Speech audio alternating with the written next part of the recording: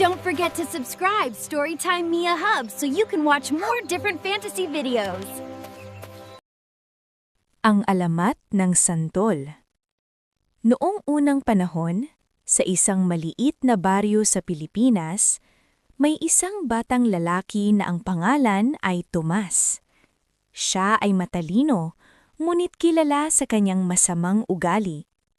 Palagi siyang masungit, madamot at walang galang sa matatanda. Hindi siya marunong makinig sa payo ng kanyang mga magulang at lagi niyang sinasaktan ang damdamin ng ibang tao sa pamamagitan ng masasakit na salita. Isang araw, may isang matandang pulubi ang humingi sa kanya ng kaunting tubig at pagkain. Sa halip na tulungan ito, tinawanan ni Tomas ang matanda at itinaboy pa. Sinabi pa niya, "Umalis ka rito, wala akong pakialam sa'yo." Nalungkot ang matanda at tahimik na umalis, ngunit bago siya tuluyang mawala, bumulong siya. Darating ang araw na mararanasan mo ang pait ng iyong ugali. Kinabukasan, nagising si Tomas na hindi na makagalaw.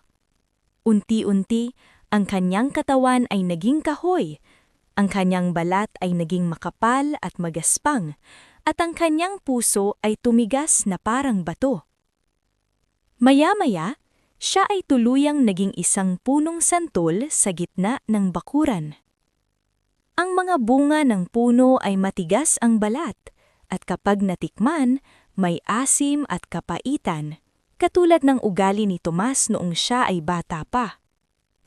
Simula noon, natuto ang mga tao sa baryo na kapag nakakakita sila ng santol, sinasabi nila sa kanilang mga anak, "Magandang ugali ang kailangan dahil ang pusong masama ay nagbubunga ng kapahamakan."